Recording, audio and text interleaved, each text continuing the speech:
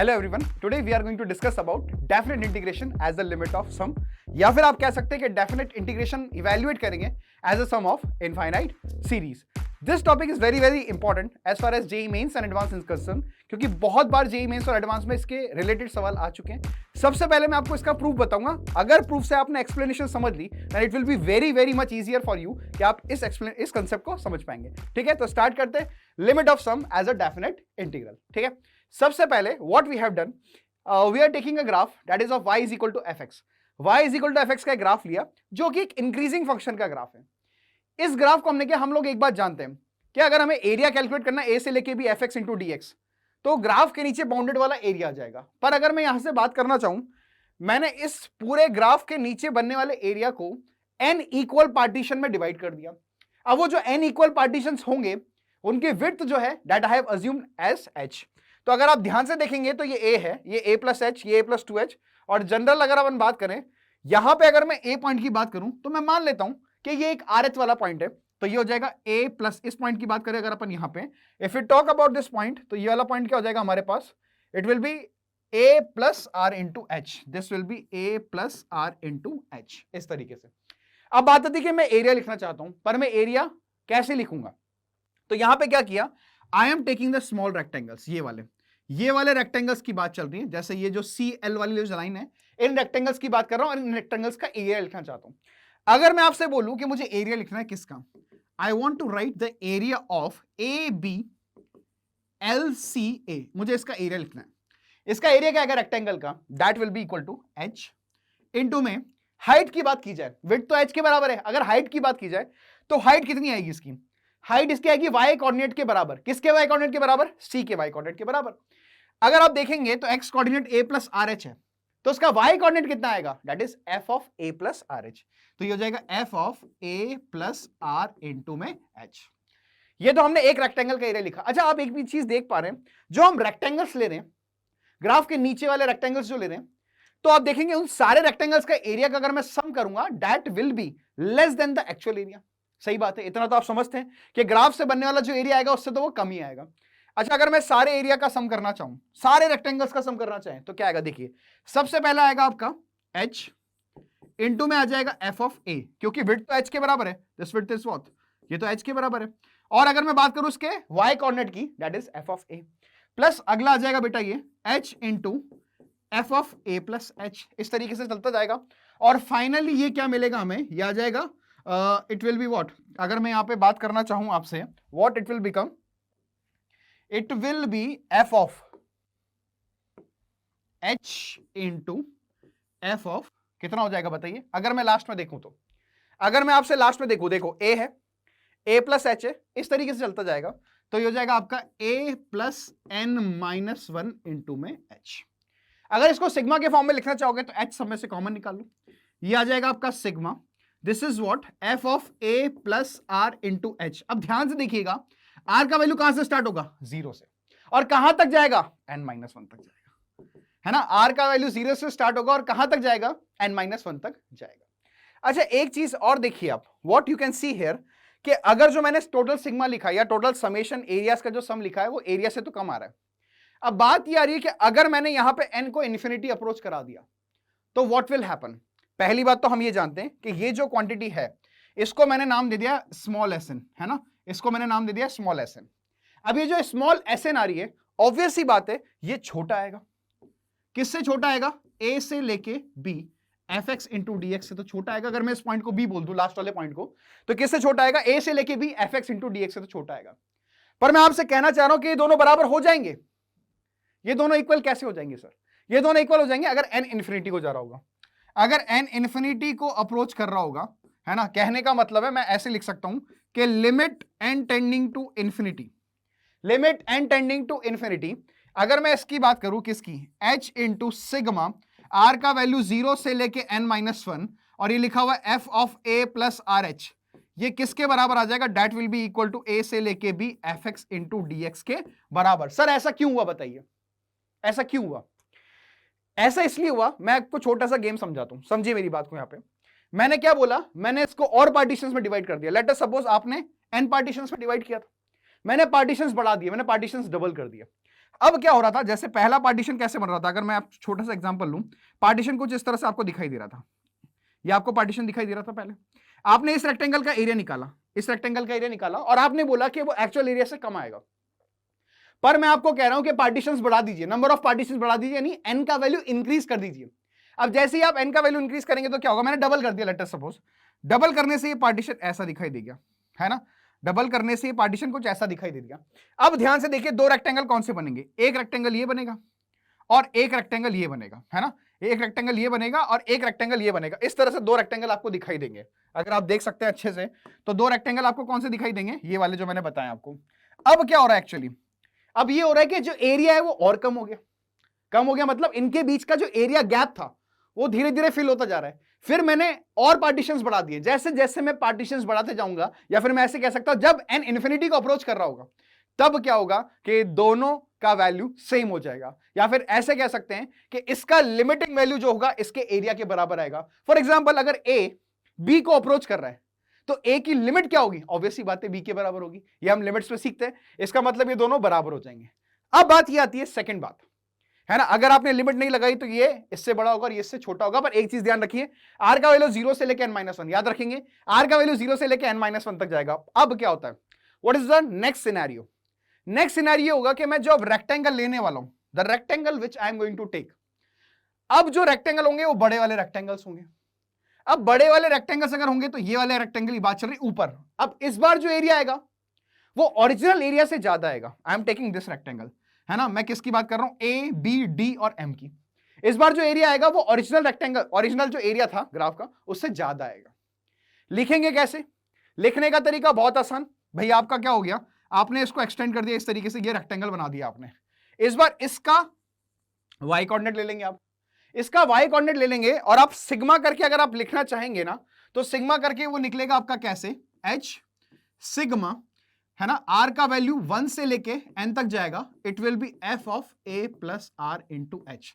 इस बार आर का वैल्यू 1 से स्टार्ट होगा। क्यों होगा 1 से स्टार्ट, मतलब ये ऐसा दिखाई देगा आपको, h इंटू में F of a plus h, है ना, फिर हो जाएगा a प्लस 2h, और ये चलता जाएगा finally it will be a plus n into में h। ऐसा क्यों हुआ सर, मैं आपको बताता हूं। पहला area h into f of a plus H क्यों आया सर, सुनिए मेरी बात को ध्यान से, है ना। अगर हम ग्राफ को कंसिडर करें, ग्राफ को देखिए, ये आपका ऊपर वाला रेक्टेंगल बन रहा था। मुझे एक बात बताइए, इसकी विड्थ तो अभी भी h ही रहेगी, पर y कोऑर्डिनेट किसका लोगे, y कोऑर्डिनेट आप इस वाले पॉइंट का लेना पड़ेगा, इस वाले पॉइंट का। अगर इस वाले पॉइंट का y कोऑर्डिनेट देखोगे तो कैसे निकालोगे, x कोऑर्डिनेट तो a प्लस एच है, तो y कोऑर्डिनेट कितना आएगा, f of a plus h, ऐसे ही f of a plus 2h। Are you getting my point. अब जो एरियाज आएंगे वो एरियाज क्या आएंगे बेटा, वो एरियाज जो आएंगे वो बड़े आएंगे। इसका मतलब अगर मैं इसकी बात करूं, इसको मैंने नाम दे दिया कैपिटल ऑफ SN। तो हम एक बात समझ चुके हैं कि small of SN is less than a से लेके b fx into d x, and that is also less than capital of SN। इसमें एक बात ध्यान रखना कि r का वैल्यू 0 से लेके कहां तक जा रहा है, n-1 तक जा रहा है। और अगर मैं इस एरिया की बात करूं तो r का वैल्यू कहां से स्टार्ट हो रहा है, 1 से लेके n तक जा रहा है। और अगर मैंने लिमिट लगा दी, लिमिट लगा दी, इसका मतलब ये सारे बराबर हो जाएंगे। वही बात कि अगर a b को अप्रोच कर रहा है तो a की लिमिट b होगी। Getting my point. तो वही चीज हम यहां पे देख रहे हैं कि स्मॉल SN जो है वो छोटा होगा a से लेके b fx into d x से, और वो कैपिटल SN से भी छोटा होगा जब r का वैल्यू 1 से लेके n तक जा रहा होगा। और यहां पे देखिए उसने ये जो पॉइंट लिखा है आपके सामने वो ये है कि a से लेके b fx into d x that will be equal to limit n tending to infinity r बराबर 1 से लेके n h into f of r है, जो कि मैं बता चुका हूं कि नंबर ऑफ पार्टीशंस अगर बढ़ते जाएंगे तो क्या होगा। ठीक है, तो लिमिटिंग वैल्यू सेम आएगी। फॉर एग्जाम्पल, एक को आप लेफ्ट से अप्रोच कर रहे हो, यानी वो आ रहा है 3.999, एक को आप राइट से अप्रोच कर रहे हो, है ना, मतलब वैल्यू जो है देखो, एक वैल्यू 3.999 आ गई, एक आ रही है 4.001, तो दोनों ही वैल्यू किसको अप्रोच कर रही है, ऑब्वियसली बात है 4 को अप्रोच कर रही है। वही कंसेप्ट है। ठीक है, चलिए अब सवाल कैसे किए जाएंगे देखो। सबसे पहले आपको ध्यान रखना है स्टेप्स क्या होंगे सवाल को करने के। Step two express the infinite series as a definite integration. सबसे पहला आपको पूरे को सिग्मा फॉर्म में कन्वर्ट करना है। You have to convert them into sigma form.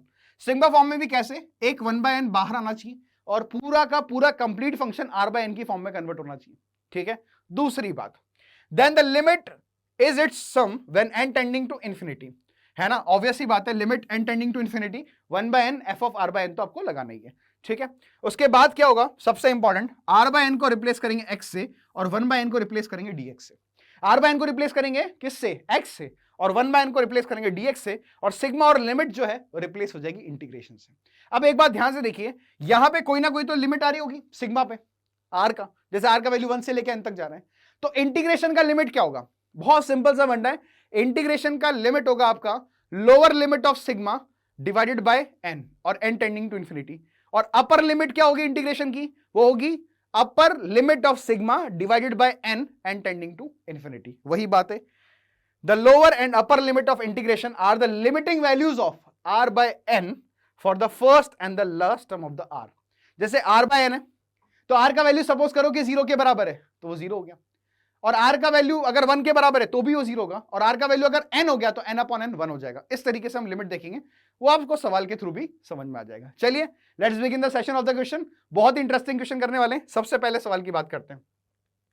सबसे पहला एग्जांपल बच्चों क्या है, देखिए, this question was asked in JEE advance 2008। IIT में 2008 में ये सवाल पूछा गया था। देखिए कैसे चुटकियों में आप इस सवाल को सॉल्व कर देंगे।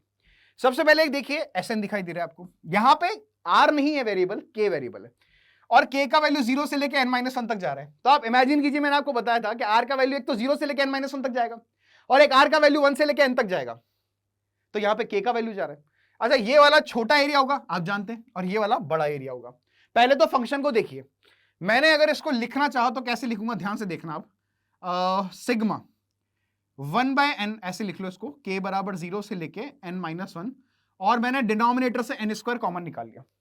जैसे डिनोमिनेटर से n² कॉमन निकालूंगा, ऊपर वाला n से कैंसिल हो जाएगा, यानी मेरे पास बचेगा 1/n, है ना, और इनटू में क्या बच रहा होगा, दिस विल बी 1 प्लस का k/n प्लस का k/n का क्या हो जाएगा, होल स्क्वायर हो जाएगा।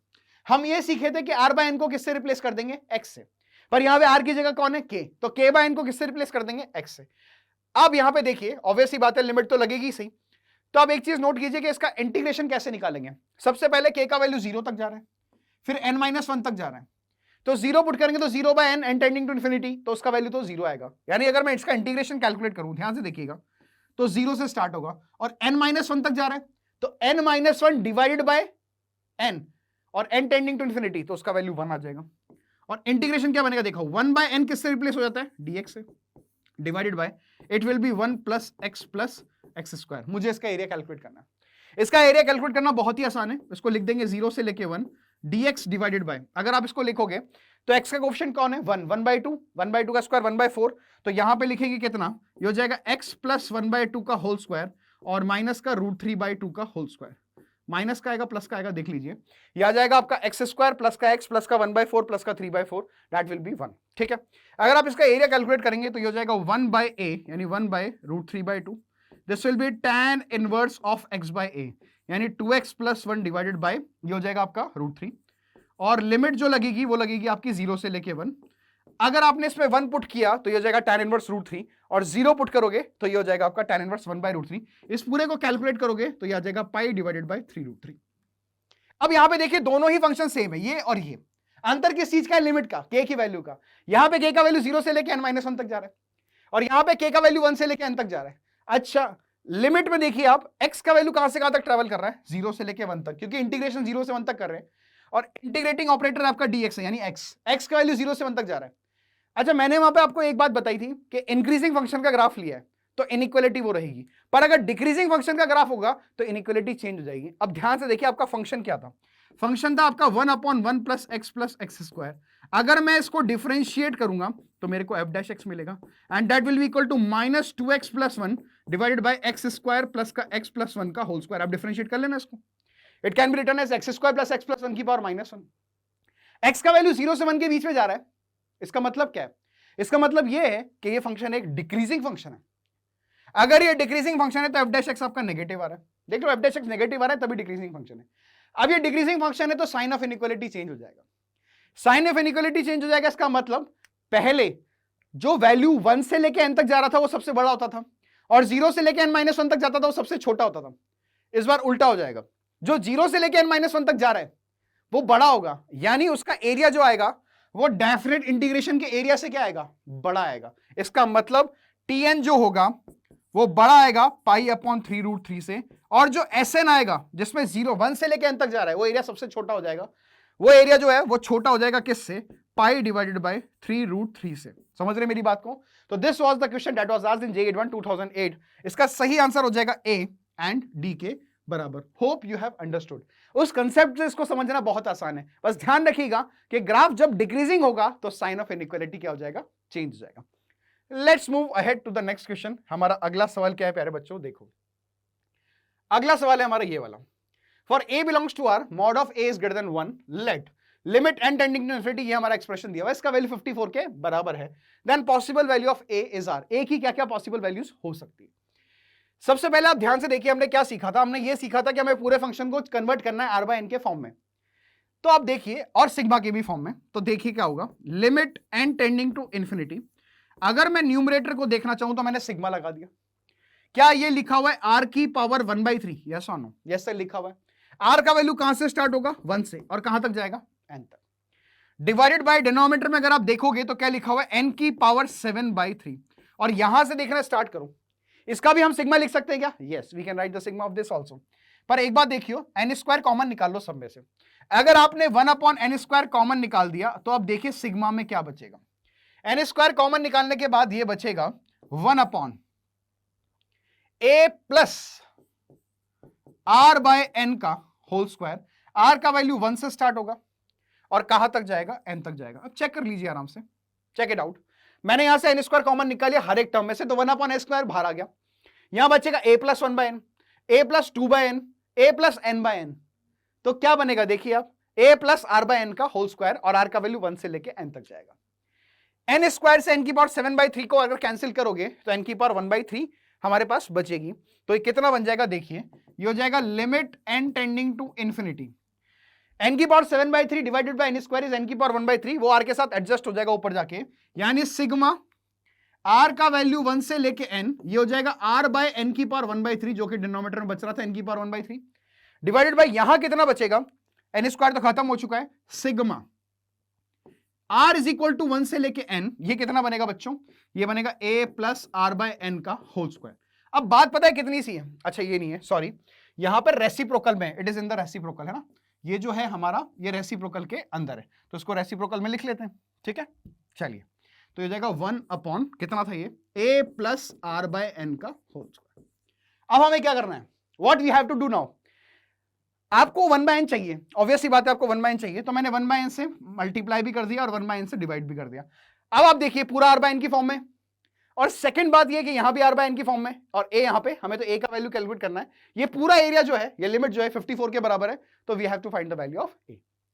अगर आप इसको लिखना चाहोगे तो ये क्या बनेगा, व्हाट इट विल बिकम, ये बन जाएगा आपका इंटीग्रेशन, लिमिट 1 से लेकर n तक जा रही है, ध्यान से देखना, r/n n tending to infinity, यानी 1/n n tending to infinity, तो अपर लिमिट तो आएगी बेटा 0, sorry lower limit, upper limit आएगी n/n that is equal to 1, तो 0 से लेके 1, और ये हो जाएगा आपका x की पावर 1/3 होल डिवाइडेड बाय, अगर डिनोमिनेटर में देखोगे वापस से 0 से 1 आएगी लिमिट, है ना। एक काम करते हैं, अगली स्लाइड को हम यूज कर लेते हैं, let's use the next slide, जो भी हमारी नेक्स्ट स्लाइड है वो क्या है देखिए, बन रहा था हमारा इंटीग्रेशन 0 से लेके 1 x की पावर 1/3 इंटू में dx डिवाइडेड बाय डिनोमिनेटर में बन जाएगा 0 से लेके 1, और यहां पे लिमिट आ जाएगी 1/a प्लस x का होल स्क्वायर इंटू में dx, क्योंकि आप देख सकते हैं a प्लस x का होल स्क्वायर क्यों आएगा, why it is a plus x का होल स्क्वायर, ठीक है ना, क्योंकि वहां पे बन रहा था a प्लस r/n इस तरीके से। अब इसको इंटीग्रेट करना है, जैसे ही आप इसको इंटीग्रेट करोगे x की पावर 1/3 का इंटीग्रेशन होगा x की पावर 1/3 प्लस 1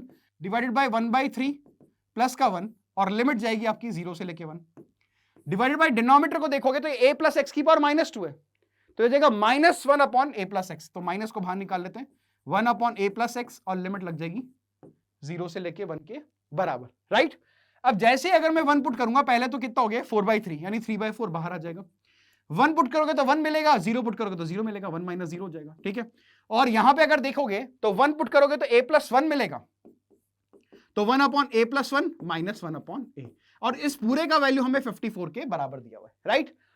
इसको सॉल्व कीजिए आप, यह आ जाएगा 3/4, डिनोमिनेटर को सॉल्व करोगे इट इज 1/a माइनस का 1/a plus 1 that is equal to 54, और सॉल्व करने में फर्दर तो ये a प्लस 1 माइनस का a तो 1 अपॉन बचेगा, तो यह आ जाएगा 3/4 और यहां पे आ जाएगा a इंटू में a plus 1 that is equal to 54। 3 की टेबल से कितनी टाइम कैंसिल हो जाएगा, ये 18 टाइम्स कैंसिल हो जाएगा, तो यहां मिलेगा a into a plus 1 that is equal to 72। अब a इंटू a प्लस 1 का वैल्यू 72 आ रहा है, तो ऑप्शंस को देखिए प्यारे बच्चों, ऑप्शंस क्या थे, ऑप्शंस यहां सेटिस्फाई करेंगे, आप कैलकुलेट भी करके देख लेना।